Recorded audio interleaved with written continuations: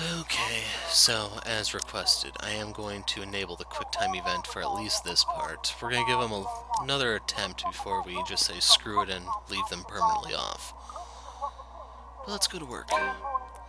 Moped won't get me anywhere. This is just like one of those things, isn't it? You deal with it with a smile, no matter how things get bad, and hope for the best.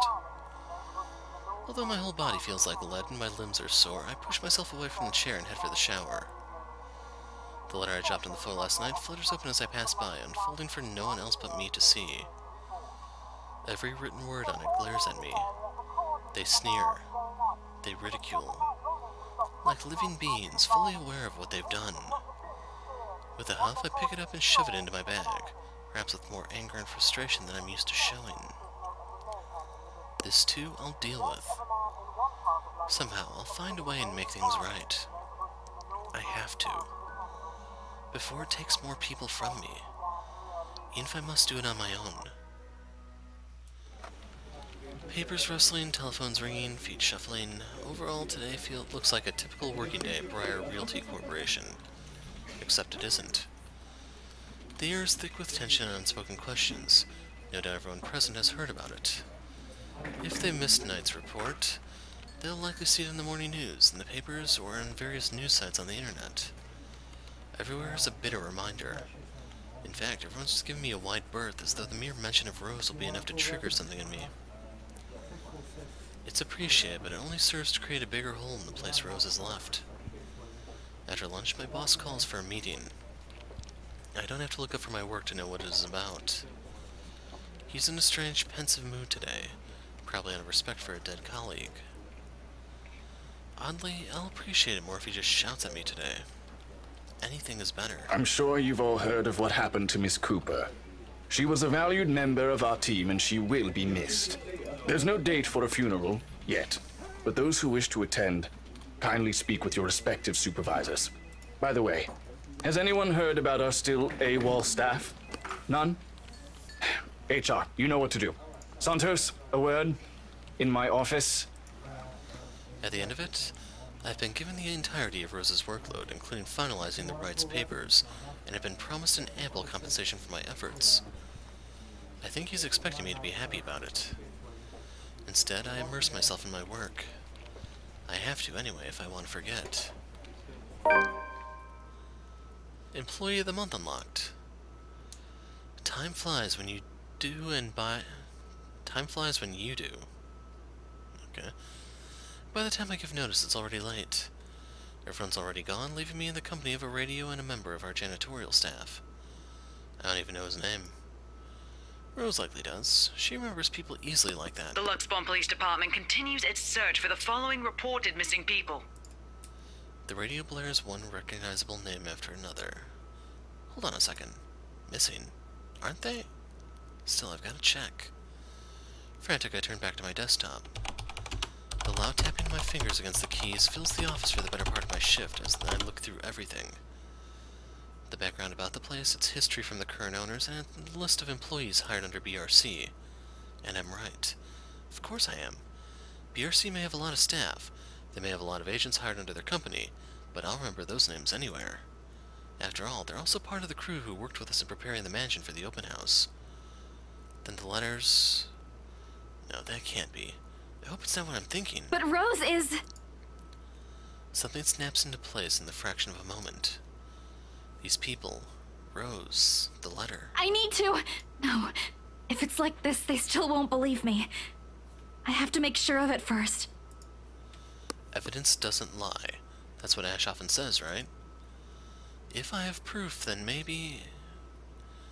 I don't want to get my hopes up yet, but maybe there's still a way I can save them. The letter, my phone, papers, anything that'll be useful, I grab all of them and stuff them in my bag. I can't stay here. There's something I need to do. There's something those people should... The noise cuts sharply through the room, stopping my hand short of cramming a pen into my bag. Hello? Anyone there? Someone must have left their printer open again. I may be in a hurry, but if I don't turn it off, another person is going to have a fit tomorrow over wasted company resources. Most of the time it's Rose who does the nagging, but... The clicking of my pen in my hand is a welcome distraction as I search for the said object. Each stride my feet takes also echoes throughout the empty workplace. I had lost sight of the janitor minutes ago, and with me being the only one left, the tapping of my feet against the wooden floor is something I have soon learned to appreciate. It doesn't take me long to find it. By the time I turn it off, 5 copies are already strewn about on the ground, the paper tray having also been left ajar. Sighing, I pick each of it up to put someplace proper. But the page that greets me next makes my blood run cold. The chill that makes its way up my spine is as numbing as that day in the attic. The sheets crinkle under my tense grip. All I can hear is my breathing as it rasps through my gritted teeth. But before I can even gather myself, take the first steps out of here, total darkness suddenly envelops me. As if hearing every horrid thought running inside my head right now, something snaps. A soft creak grating through the thin veil of stillness that has descended in the room. Every muscle, every bone in my body goes rigid at the sound. Familiar. So familiar now. Yet my own treacherous curiosity still presses me to take a careful peek over the cubicle's wall. It's her.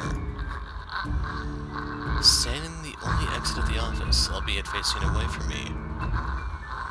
She doesn't even need to turn around for me to know it's the same misshapen face, tattered clothes, and unsightly gait. The same person in the attic. I take a step back, and the pen I'm holding slips from my hand. Her entire head turns. So I actually have to compliment the devs on this. I was half expecting a scream, and I actually have my audio turned down because that is the other thing that pisses me off beyond QuickTime events. A scream almost escapes my mouth, and I duck under my table as quickly as I can. My heart is pounding hard against my chest. I can hear the bone-chilling sounds of her walk, the weird clicking that follows her, and telltale squelch of something wet as she walks towards me. Nearer and nearer. The sounds are slowly getting louder, and the only thing keeping the whimper from escaping me is my hand as it covers my mouth. Someone, please save me. Anyone. I close my eyes, muttering a continuous stream of prayers, all while attempting to steady my own breathing. Please, please, don't let her hear me. What do I have to do?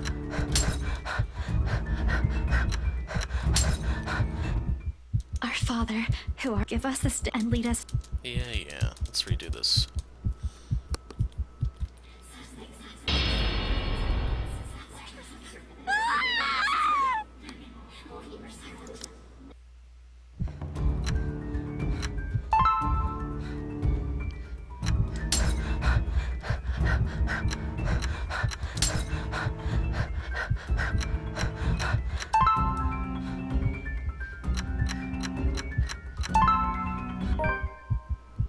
Grasp the nettle unlocked. The seconds, minutes stretch out before me agonizingly. Is she gone? Slowly open my eyes to take a peek. I don't dare move or make a noise. In the face of such terror, I can only beg, let out silent pleas to whoever is out there. Please, please don't let her notice. I want to live. Crap, man. Okay, there it is.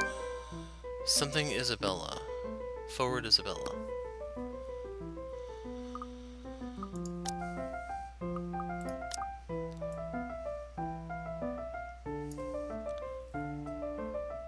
So, those are the 3 different endings. So, when we pick up next time, it will be moving forward with Hannah's route. And keep in mind, we are going down ending 2. As mentioned before, I'm going for my first playthrough for the everyone dies route if possible. So, just be aware.